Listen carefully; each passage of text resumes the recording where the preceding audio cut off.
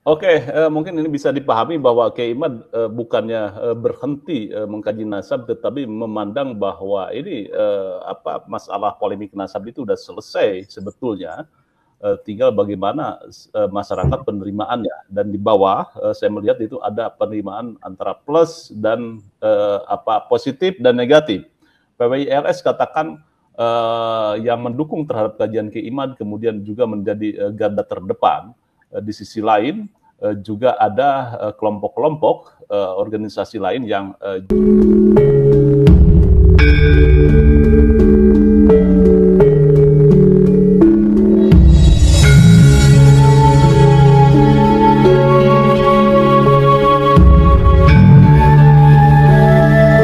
Kiai Imad mendeklarasikan, memberikan statement bahwa berhenti ceramah ke berbagai tempat tentang nasab. Silakan Kiai Imad. Terima kasih Mas Yusuf. Sebenarnya saya tidak ada pernyataan berhenti membahas masalah nasab. Yang ada itu adalah saya berhenti untuk berceramah keluar daerah terkait dengan pertama bahwa kegiatan di pondok pesantren yang semakin padat. Yang kedua, kita lihat para Habib Ba'lawi ini sudah banyak yang berubah juga. Tidak ada lagi kita saksikan dari mereka itu ada yang berani mencaci maki para kiai, tidak ada lagi yang berani mencaci maki pengurus NU, tidak ada lagi seperti topik siapa namanya Faisal Assegaf misalnya yang berani mencaci maki sedemikian rupa terhadap Mbah Hasyim Asy'ari misalnya, atau terhadap Gus Dur misalnya seperti Rizik Syihab di masa-masa yang lalu. Nah, hari ini semuanya bahkan memperlihatkan mereka begitu menghormat kepada para kiai-kiai Nahdlatul Ulama atau kiai-kiai Nusantara. Bahkan Rizik Syihab memperlihatkan di hadapan publik dia mencium Kiai Ma'ruf Amin misalnya. Kemudian juga para kiai-kiai di kampung banyak didatangi oleh para habaib, para balawi-balawi untuk diajak menjadi teman, menjadi sahabat dan lain sebagainya. Jadi saya kira sudah banyak perubahan ya, walaupun memang tidak 100% dari yang kita harapkan, tetapi penelitian kajian ilmiah tentang bahwa para habaib ini bukan keturunan dari Rasulullah Muhammad SAW itu juga rupanya menjadi sebuah titik poin di mana bisa berubahnya para habaib ini dari akhlak-akhlak yang kita saksikan waktu-waktu yang dulu itu di luar kontrol, sudah offset lah. Tetapi hari ini kita saksikan di antara mereka sudah banyak yang menyadari walaupun belum semuanya. Penghormatan terhadap kiai-kiai kita itu sudah sangat luar biasa hari ini diperlihatkan oleh mereka. Dulu kan jangankan kiai-kiai di kampung, Rais Am aja itu ada balawi yang tidak mau cium tangan sama Rais Am itu, tapi sekarang orang itu yang kita maksudlah nanti akan ada orang yang mengerti bahwa dia sudah cium tangan sama Rais Am gitu. Dan hal-hal yang semacam ini adalah merupakan sebuah kemajuan menurut saya, Kang Mas Yusuf, dari gerakan intelektual kajian ilmiah tentang bahwa Ba'alawi ini bukan sebagai keturunan bagi dari Nabi besar Muhammad SAW. Dilihat dari kajian historis, dilihat dari kajian genealogi, dilihat dari tes DNA bahwa mereka bukan keturunan bagi Nabi besar Muhammad SAW. Bahkan di dalam kesimpulan DNA itu adalah mustahil sebagai keturunan baginda Nabi besar Muhammad SAW. Oleh karena itu ketika hal-hal yang saya sampaikan tadi itu telah terwujud, kemudian kesibukan saya di pesantren juga semakin padat, saya kira kebutuhan akan saya turun untuk ke daerah-daerah itu sudah tidak seurgen waktu-waktu belakangan. Bahkan sekarang sudah bermunculan di daerah-daerah penceramah-penceramah yang sudah berani menyampaikan tentang kebenaran ilmiah bahwa Balawi ini bukan sebagai keturunan baginda Nabi besar Muhammad SAW.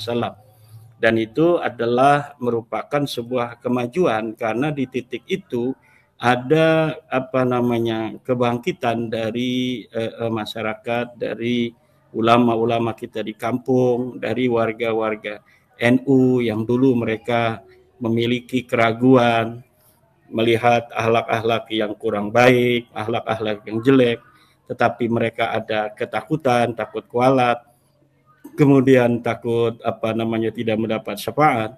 Tetapi hari ini apabila ada sebuah tindakan-tindakan yang tidak baik dari para Balawi ini, mereka akan sanggup dirinya sendiri melawan karena mereka sudah mempunyai vaksin secara psikologis bahwa agama yang dianut oleh mereka selama ini dari mulai kecil diwariskan oleh orang tua mereka ternyata adalah agama yang tidak menjadikan nasab sebagai sebuah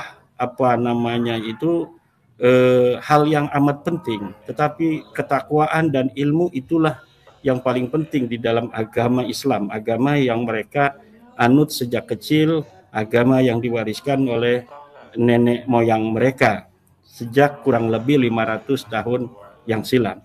Walaupun masih ada beberapa tugas-tugas dari terutama PWILS yang begitu luar biasa perjuangannya, yaitu mengawal sejarah yang karena ini pekerjaan yang tidak mudah karena mereka sudah menulis banyak sekali kitab. Yang saya tahu itu ada 10 kitab dalam bahasa Arab yang ditulis mengenai misalnya masuknya Islam di Indonesia. Itu ditulis bahwa masuknya Islam di Indonesia itu terkait atau disebarkan oleh keluarga Balawi yang tidak sesuai dengan fakta historis yang kita dapatkan. Bahkan beberapa waktu yang lalu di Sumatera Utara, tim penulisan ulang sejarah Indonesia sudah menemukan bahwa masuknya Islam di Indonesia ini atau Nusantara pada waktu sebelum merdeka itu ternyata bukan di abad ke-13 Masehi, tetapi jauh sebelum itu, yaitu di abad 7 Masehi, abad di mana awal-awal Islam itu diturunkan oleh Allah di Jazirah Arabia.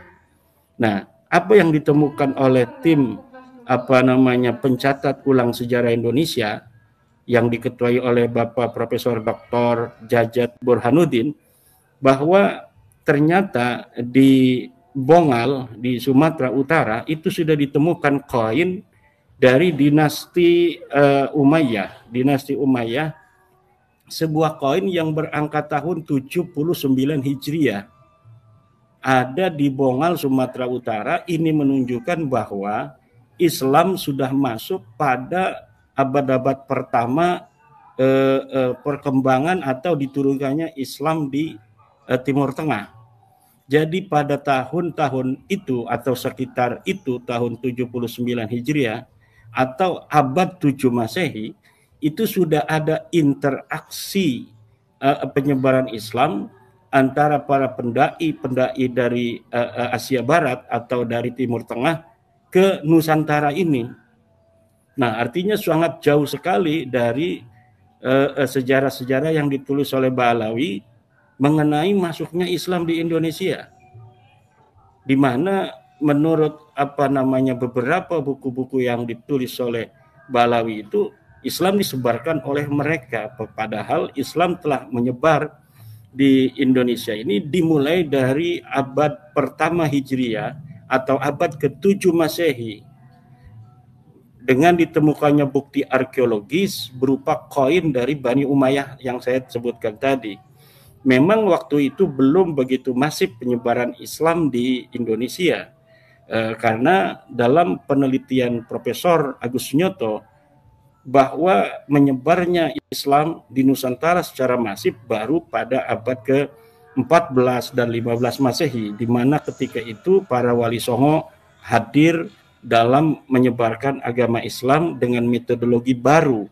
Jadi metodologi baru yang diterapkan oleh wali songo dalam menyebarkan Islam ini yang menjadi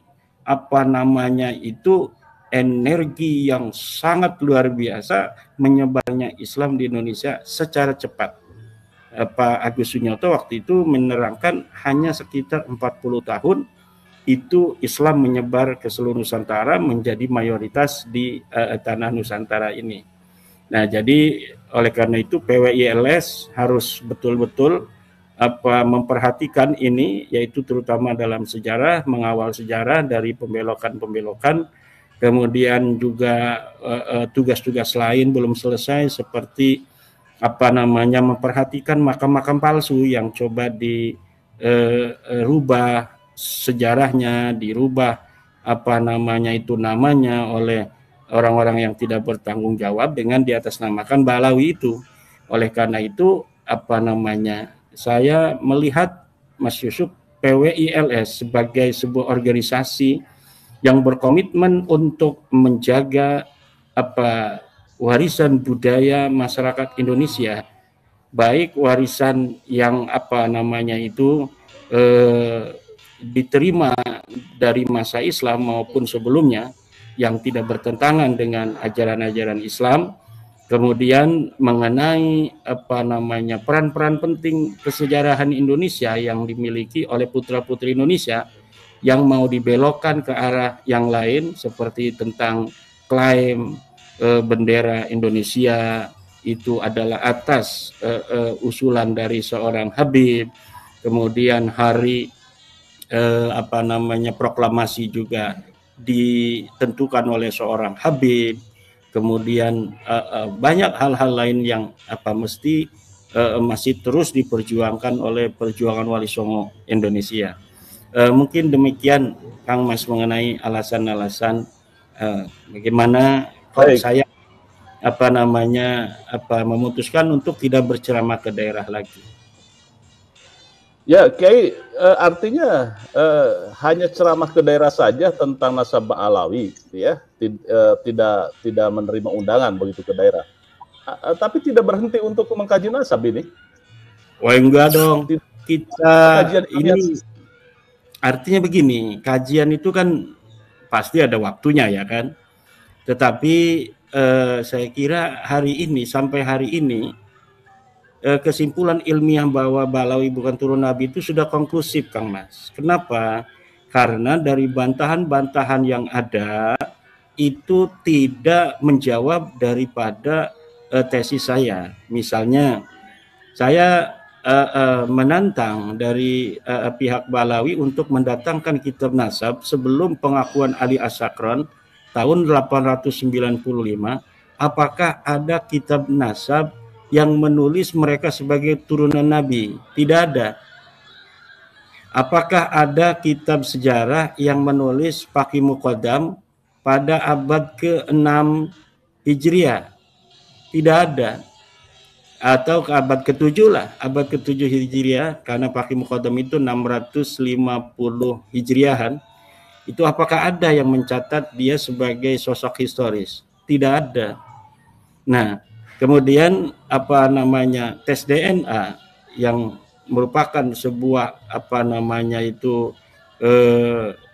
dilalah qat'iyah, itu mereka tidak bisa untuk menghadirkan seorang ahli yang sanggup membuat narasi berbeda dari narasi para ahli yang baik ada di Indonesia seperti Dr. Sugeng Sugiarto maupun Dr. Hadi Amili yang ada di Timur Tengah, Dr.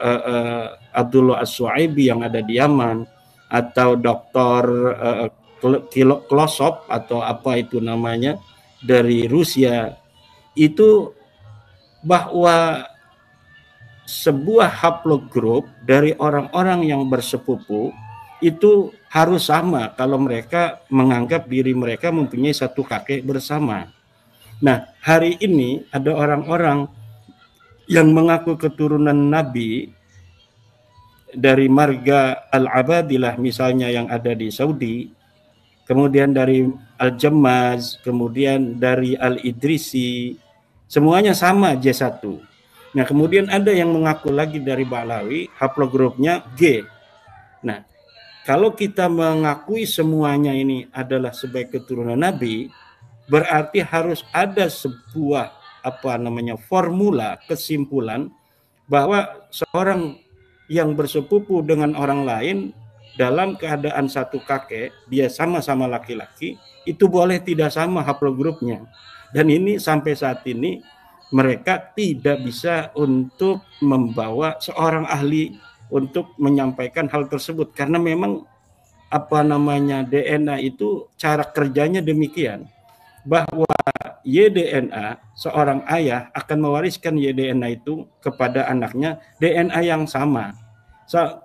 Yang dia sama dengan ayahnya, dia juga sama dengan kakeknya, dia sama dengan buyutnya, dia sama dengan jangganya, dia sama dengan kerupuk balung ke atas sampai kepada nama yang diklaim sebagai leluhurnya. Nah, ini tidak ada. Nah, maka oleh karena itu ini sudah konklusif, ini sudah menjadi sebuah kesimpulan ilmiah, ya, tetapi kesimpulan ilmiah atau kebenaran ilmiah yang di dalam syarat kebenaran ilmiah itu harus logis dan verifikatif, walaupun sudah terpenuhi, itu banyak juga orang-orang yang tidak mempercayainya. Seperti kesimpulan ilmiah tentang bahwa bumi ini bulat, itu sampai hari ini masih ada kelompok orang yang masih mempercayai bumi itu datar. Dan itu silakan saja, merupakan hak untuk mempercayai bumi itu bulat atau bumi itu datar. Walaupun kebenaran bumi itu bulat itu sudah menjadi sebuah konsensus umat manusia hari ini, syuhro dan istifadah, tetapi jika masih ada yang mempercayai bahwa bumi itu datar, ya tidak ditangkap oleh polisi gitu. Begitu, Kang Mas. Oke, mungkin ini bisa dipahami bahwa Kiai Imad bukannya berhenti mengkaji nasab, tetapi memandang bahwa ini masalah polemik nasab itu sudah selesai sebetulnya. Tinggal bagaimana masyarakat penerimaannya, dan di bawah saya melihat itu ada penerimaan antara plus dan positif dan negatif. PWILS katakan yang mendukung terhadap kajian Kiai Imad kemudian juga menjadi garda terdepan. Di sisi lain juga ada kelompok-kelompok organisasi lain yang juga menjadi kontra terhadap kajian Kiai Imad. Ya, ini saya melihat bahwa ini konsekuensi dari dekonstruksi misal Foucault ini seperti ini. Kiai Imad, ini sebentar ya Kiai Imad, saya coba membaca ini bahwa Kiai Imad ini sebetulnya pemirsa sudah melakukan dekonstruksi atau mengkritisi terhadap hegemoni simbolik budaya ya di sini. Jadi nasab itu tidak hanya genealogis, tetapi sudah menjadi sebuah kekuatan sosial. Nah, disitulah maka Kiai Imad mendekonstruksinya dengan cara apa? Tadi teksnya bahwa benarkah bahwa Ba'alawi itu turunan Nabi, kemudian dari kajian historical, kemudian juga dari DNA dan juga turas-turas.